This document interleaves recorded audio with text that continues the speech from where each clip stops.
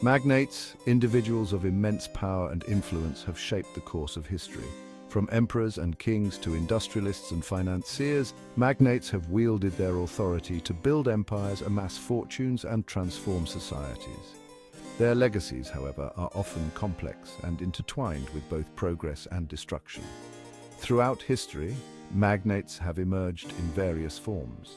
They have been conquerors like Alexander the Great, who expanded their empires through military might. They have been innovators like Henry Ford, who revolutionized industries with their groundbreaking ideas. They have also been ruthless dictators like Joseph Stalin, who ruled through fear and oppression. The common thread among these figures is their exceptional power and their ability to shape the world around them. By examining their motivations, actions, and consequences, we can gain insights into the dynamics of power, the complexities of human nature, and the enduring struggle between good and evil. By understanding the past, we can better navigate the present and shape a more informed future. Defining evil in historical figures is complex and contentious. Morality and acceptable behavior have shifted across time and cultures. Certain actions are widely recognized as inherently evil. Genocide stands as a stark example of such an atrocity. Acts of cruelty, torture, and enslavement are universally condemned. Judging historical figures solely by present-day values must be resisted. Contextualizing their actions within their time is crucial. Genghis Khan, born Temujin, emerged from humble beginnings to become one of history's most formidable conquerors. Uniting the disparate Mongol tribes, he forged a powerful military force that swept across Eurasia, leaving a trail of destruction and conquest in its wake. His ambition and ruthlessness knew no bounds, and his name became synonymous with terror and devastation. From the steppes of Mongolia, Genghis Khan's armies marched eastward, conquering vast territories and subjugating countless populations. His military tactics, characterized by speed, mobility, and a willingness to employ brutal methods, proved devastatingly effective against his adversaries. Cities were razed, populations decimated, and entire civilizations reshaped under the Mongol yoke. The Mongol conquests under Genghis Khan resulted in a dramatic redrawing of the political map of Eurasia. While the Mongol Empire facilitated cultural exchange and technological diffusion, its rise was accompanied by widespread suffering and loss of life. Understanding this duality is essential for comprehending the impact of this pivotal figure in world history.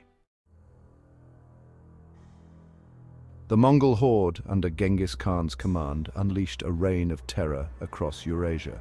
Their military campaigns were characterized by a level of brutality that shocked and horrified their contemporaries. Cities were besieged, and their inhabitants massacred. Those who surrendered were often spared, but forced into servitude or conscripted into the Mongol army. The Mongol warriors were renowned for their horsemanship, archery skills, and disciplined tactics. They were also feared for their ruthlessness and their willingness to employ psychological warfare. Tales of Mongol atrocities spread throughout the conquered territories, instilling fear and demoralizing resistance. The scale of destruction wrought by the Mongol Horde is difficult to comprehend.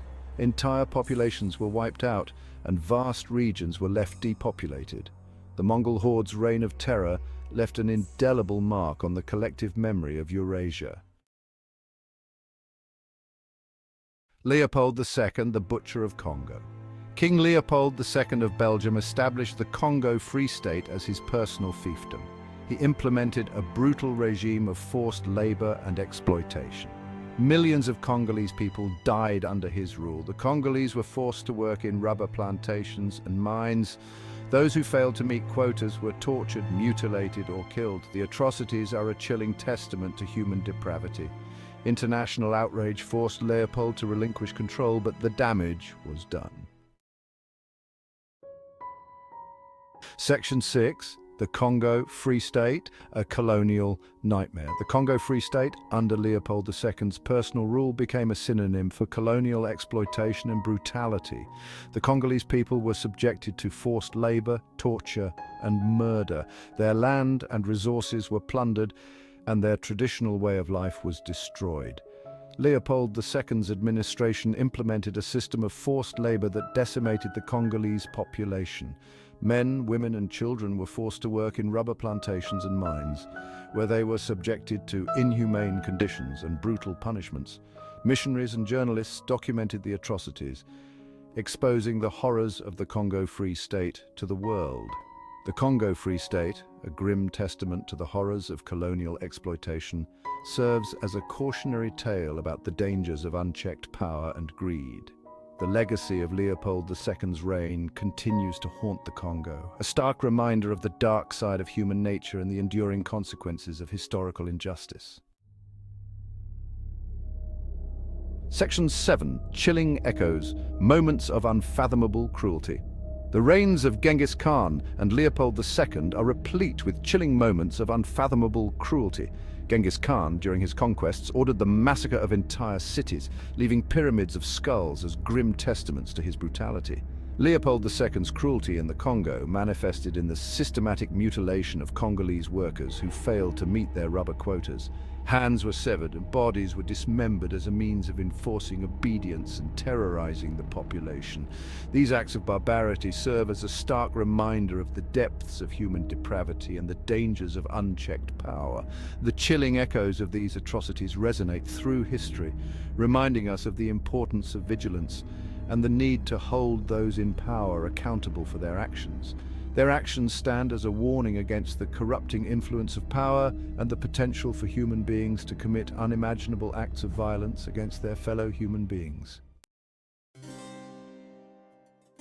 Section 8. The Burden of History. Remembering the Dark Chapters.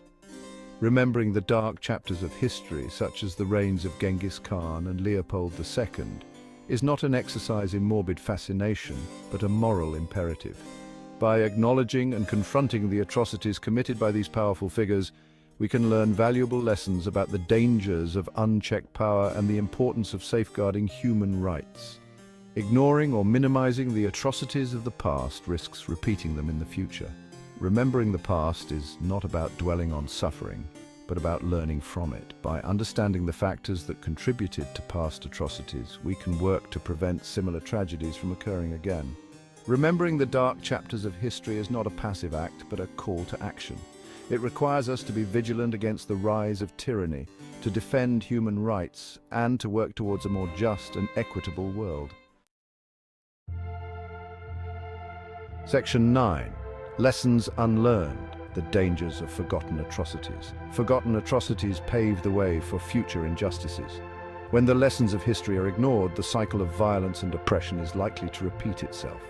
The rise of totalitarian regimes in the 20th century, often fueled by nationalist fervor and historical revisionism, stands as a stark reminder of this danger. The failure to address past injustices can create deep-seated resentment and mistrust, fueling conflict and instability. Unresolved historical grievances can fester for generations, poisoning relations between communities and nations. Acknowledging and addressing past wrongs is essential for building a more peaceful and just future. Learning from the past is not about assigning blame or seeking retribution. It is about understanding the root causes of injustice and working to create a more equitable and inclusive society. Section 10. Preventing Future Tyrants, a Call to Action. Preventing the rise of future tyrants requires a multifaceted approach that addresses the root causes of tyranny. This includes promoting democratic values, protecting human rights, and fostering a culture of accountability. Education plays a crucial role in equipping citizens with the knowledge and critical thinking skills necessary to recognize and resist authoritarian tendencies. International cooperation is essential for preventing the emergence of tyrannical regimes. By working together, nations can share information, coordinate efforts, and impose sanctions on regimes that violate human rights. Civil society organizations, including human rights groups, journalists, and activists, play a crucial role in exposing abuses of power and advocating for change. Preventing future tyrants is not a passive endeavor, but a call to action. By working together, we can create a world where human rights are respected and the rise of tyranny is prevented. Section 11. Reflections on Power, a Discussion for the Future. The study of historical magnates raises profound questions about the nature of power. How does power corrupt, and what safeguards can be put in place to prevent its abuse? The legacies of magnates like Genghis Khan and Leopold II serve as cautionary tales. These examples underscore the importance of limiting power and promoting accountability. By engaging in dialogue about power, we can work to prevent its abuse.